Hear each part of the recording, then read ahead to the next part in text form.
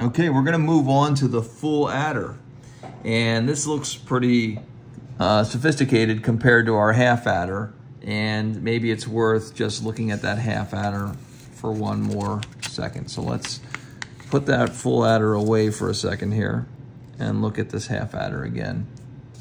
Remember that the half adder is just built with an exclusive OR and an AND gate, okay? And we know that, if we want to add two binary numbers together, these are our inputs, first number and the second number. It's only 1 or a 0, right?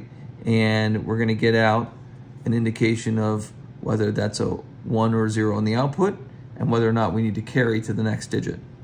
So if these are both 0, then the exclusive OR is going to be a 0. And these are going to feed also the AND gate. They're both 0, so everything is 0. If one of these is high, then we know that through the exclusive OR, the sum will be high. And then these will not be able to turn the AND gate on, so the carry out will be low or 0. If both of these are high, then this will be 0 because it's exclusive, and this will become a 1, so this is carry out is 1. And this just maps exactly to the truth table. The only problem with the half adder is that it only works for the least significant place in binary math. In other words, the ones place, because it's the only place when we're doing binary math where we don't have to worry about a carry in. So because we have to worry about a carry in the 2's place, in the 4's place, in the 8's place, 16, 32, so on and so on, we need 3 lines in, and our circuit gets a little bit more complicated, and that's where we get to a full adder. Now, you can see here that we actually have on the input 3 ins. We have A and B in, and we have a signal whether or not there's a carry. Now, if this is the 1's place, we'll just set this to 0, and as long as the carry is 0, in all cases, if we look at the truth table, as long as the carry is 0, then the circuit, though slightly more complicated, basically functions exactly like a half adder. Okay, the truth table is exactly the same, of course. And where this gets interesting is when this is set to high, carry set to high. So let's look at a few interesting cases and try to walk through how the circuit works. So of course, if all of these are 0, right, then this is going to be low, this is going to be low, this is low. So everything is low. There's nothing magical about that. That's obvious. If this is high and this is low, or vice versa, doesn't matter, and this is high, then let's follow that through. So if this is high, then this exclusive OR is going to be high, and we know that this AND gate is going to be low. Okay? We know our carry in is high. So right now we have high here and high here. So looking here, we can say, okay, well, because this is high and it connects to this exclusive OR, and this is high and it connects to the same exclusive OR, they both are high, so we know this is going to be low.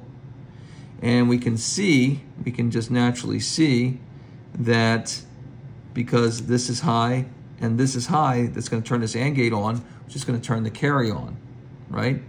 So what we can say is that if we add 1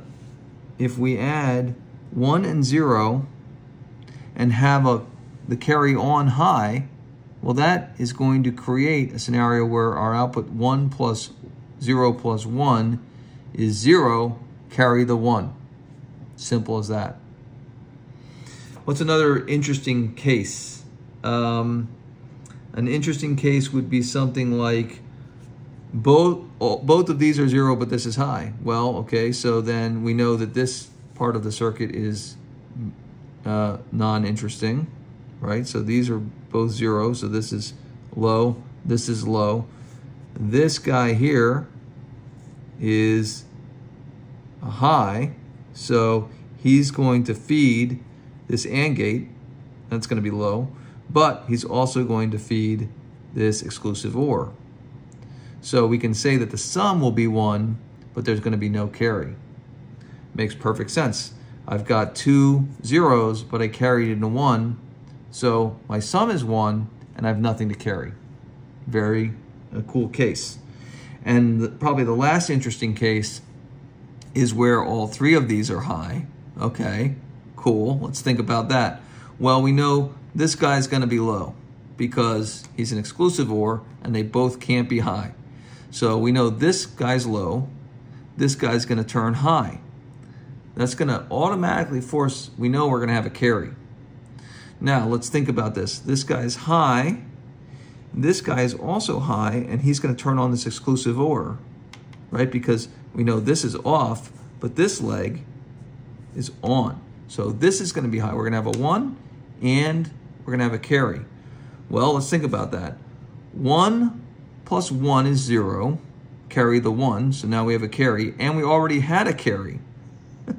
So we know that this guy's going to be a 1, and we're going to have to carry that other extra 1. So this is a really cool circuit, and you can see again how it's built up of the smaller circuits. All right, so now let's look at the breadboard. Okay, let's see if I can put this together. And I tried to build this. I used these to power the resistor and to power the integrated circuits for our gates. Then I tried to use these resistors to kind of just get rid of some of these other wires. So this side is power, this side is ground, and you can see here we've got our exclusive OR gate, our AND gate, and then an OR gate. Okay, and if you look here, let's see if we can show these 3 wires here are our inputs. So blue is our carry in, and then you've got green for input A, white for input B. Oop, I'm starting to pull some stuff out. Got to be careful here. This is complicated. And you can see that the output of the first half adder feeds into a second half adder and the OR gate. So just like the diagram. So, and you can see right now they're all set, carry in is set to false, input A and input B is set to false. So let's just do a simple, what if both of our inputs are high? So I'm just gonna move them. So we'll leave carry, for now, we're just gonna play as if this is a half adder. We're gonna put input A is high and input B is high. All right, so what I did here is the blue is the sum and the red is whether there's a carry. So the sum of 1 and 1 is 0, but we know we need to carry. Cool. Now, remember, what happens if we actually had a high on the carry? Boom. We just talked about that use case. Well, then we're going to have a sum of 1, and we're going to have to carry 1. Cool. And if we move, let's say, both of these, let's say we just move one input back to, we had a carry in. One of our inputs is high. So 1 plus 0 plus a carry in, okay, is 1, or sorry, 1 plus a 0 plus a carry in, that's basically 1 plus 1. So that makes the output 0, and we have a carry. Cool. And then the other case that we talked about is what if both of these are 0, but we had a carry in? Well, that's fine. We're not going to have a reason to carry out, but we do have a sum of 1 when we carry in. So if both of these are 0, fine, 0 plus 0 is 0, but we have to handle that carry in. So this is a full adder. Okay, I don't know what just happened there. Somebody touched something. Let's see. It just broke something there. Now, an interesting piece of this is we still have enough gates here to do another bit. And so maybe it'd be worth building another full adder on the other side. So that's another exercise that we could do. From here, what we're gonna do is we're gonna start stringing together adders. So maybe we'll do that with one more bit, but after that, when we get into multi-bit, you can see how big this is going to get. So we're gonna take a look at what we can do about that with integrated circuits.